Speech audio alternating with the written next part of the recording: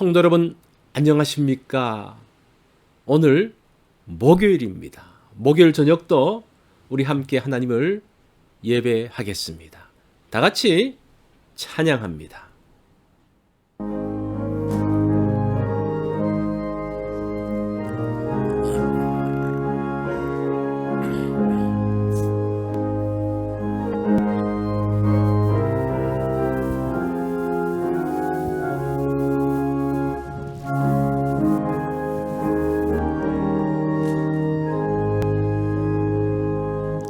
저 장미꽃 위에 있을 아직 맺혀 있는 그때에 귀에 이르니 소리 들리니 주님 성 분명하다.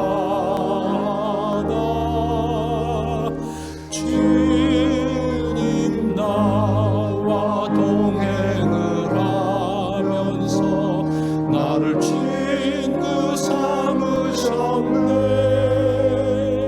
우리 서로 하는 그 기쁨은 알 사람이 없도다. 그 청아한 주의 음성 눈은 새로 잠잠케 한다. 내게 들리던 주의 음성이 늘 귀에 쟁쟁하다. 주님 나와 동행을 하면서 나를 친구 삼으셨네. 우리 서로 하는 그 기쁨은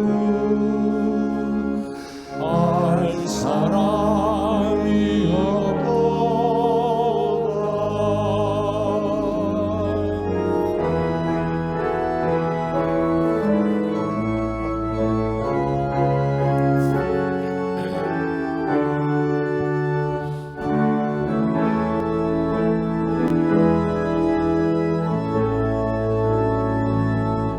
밤 깊도록 동산 안에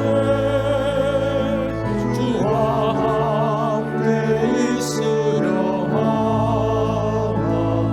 외로운 세상에 할 일 많아서 날 가라 명하신다. 주님 나와 동행을 하면서 나를 친구 삼으셨네.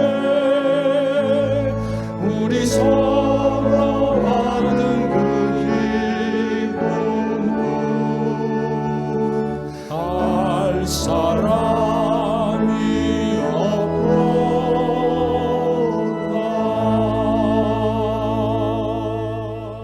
오늘 본문은 요한복음 12장 12절로 19절의 말씀입니다. 우리 말씀 한 절씩 교독합니다.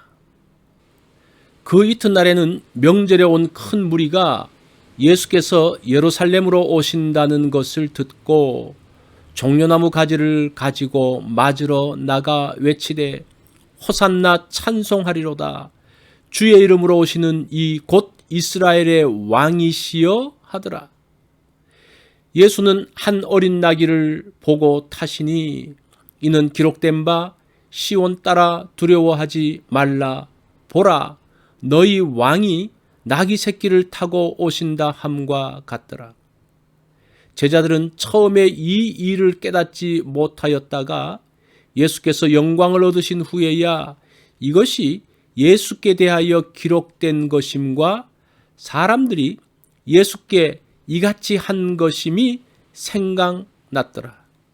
나사로를 무덤에서 불러내어 죽은 자 가운데서 살리실 때에 함께 있던 무리가 증언한지라. 이에 무리가 예수를 맞음은 이 표적 행하심을 들었음이로라. 바리새인들이 서로 말하되 볼지어다 너희 하는 일이 쓸데없다 보라 온 세상이 그를 따르는도다 하니라. 아멘. 오늘 말씀의 제목은 말씀대로 산다는 것은 입니다. 말씀대로 사는 것이 중요합니다. 그것이 하나님의 일이기 때문입니다. 그때 하나님께서 그 일에 함께 하십니다. 예수님께서 예루살렘으로 올라가실 것을 결심하셨습니다. 그 소식을 들은 예루살렘이 술렁이기 시작합니다. 많은 사람들이 이 순간을 기다려 왔습니다. 드디어 기다리던 메시아가 예루살렘으로 입성하십니다. 13절 말씀을 보면 종려나무 가지를 가지고 맞으러 나가 외치되 호산나 찬송하리로다 주의 이름으로 오시는 이여 곧 이스라엘의 왕이여 하더라. 예수님께서 예루살렘으로 입성하실 때에 6월절에 모인 많은 무리들이 예수님을 기다리고 있었습니다. 사람들은 종려나무 가지를 가지고 예수님을 환영합니다. 유대인들은 예수님이 메시아로 이스라엘을 구원할 자라고 생각을 했습니다. 유대인들의 이른 기대 속에 예루살렘으로 올라가시는 예수님의 모습은 초라해 보입니다. 개선장군처럼 백마를 타고 위풍당당하게 가지 않고 어린 나귀를 타고 올라가십니다. 예수님을 태우고 가는 어린 나귀는 힘에 겨운 듯 뒤뚱뒤뚱 거립니다. 그 모습이 우스워 보이기도 합니다. 멋있게 보이고 싶을 때가 있습니다. 신앙생활도 폼나게 하고 싶습니다. 교회도 더 크고 유명한 것을 원합니다. 모든 것에 부족함이 없는 인생을 살고 싶습니다. 예수님도 예루살렘 입성을 하실 때에 더 멋있는 모습을 연출할 수도 있었습니다. 예수님의 예루살렘 입성 이벤트를 구상할 수도 있습니다. 좋은 이미지를 만들기 위해서 이벤트를 하는 것 나쁜 것은 아닙니다. 선한 의도에서 그런 것도 필요하다고 생각합니다. 그러나 좋은 이벤트도 말씀을 넘어서는 안 됩니다. 사람들이 이벤트를 만들기 전에 하나님께서 준비하신 이벤트가 있는지를 보아야 합니다. 성경이 그것에 대해서 어떻게 말씀하시는지를 찾아보아야 합니다. 예수님은 예루살렘 입성을 개선장군의 멋있는 모습이 아니라 어린 나귀를 타고 뒤뚱거리며 올라가십니다.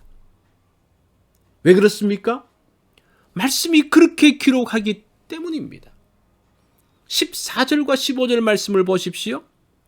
예수는 한 어린 나귀를 보고 타시니 이는 기록된 바 시온에 따라 두려워하지 말라 보라 너의 왕이 나귀 새끼를 타고 오신다 함과 같더라. 예수님은 보기에 좋은 대로 사시는 분이 아닙니다. 말씀대로 사시는 분입니다. 그것이 메시아이심을 알리는 가장 강력한 증거이기 때문입니다. 말씀대로 순종하지 않았더라면 후대의 사람들이 예수님이 메시아이심을 의심했을 것입니다. 16절 말씀을 보십시오. 제자들이 처음에 이 일을 깨닫지 못하다가 예수께서 영광을 얻으신 후에야 이것이 예수께 대하여 기록된 것임과 사람들이 예수께 이같이 한 것임이 생각났더라고 합니다.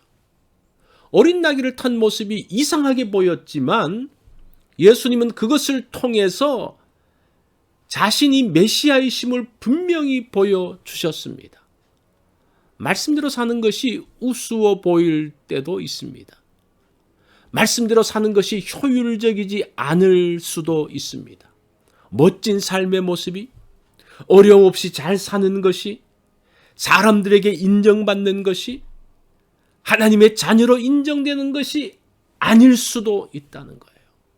말씀대로 살 때 내가 하나님의 자녀임을 알게 됩니다.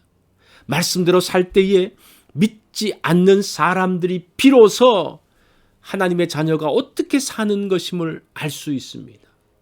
하나님의 약속이 말씀대로 이루어짐을 보게 될 것입니다.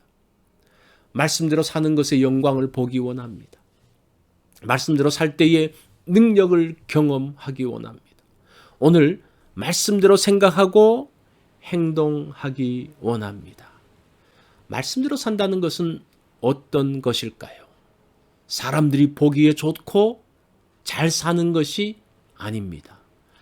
하나님 아버지 말씀대로 사는 것입니다. 오늘 말씀을 따라서 어떤 일을 하시겠습니까? 여러분 행동의 근거가 말씀이라면 오늘 정말 의미 있는 하루가 될 것입니다. 이 말씀을 기억하며 하루를 살면 좋겠습니다. 목요일 기도 제목입니다. 연로하고 약한 성도들을 위해서 기도하는 날입니다. 가족들을 위해서 기도할 때 가족의 건강과 마음의 평안을 위해서 기도해 주십시오. 또 오늘은 친척들과 친구들을 위해서 기도하는 날입니다. 오늘 또 성경 읽기 있는 것 기억해 주십시오.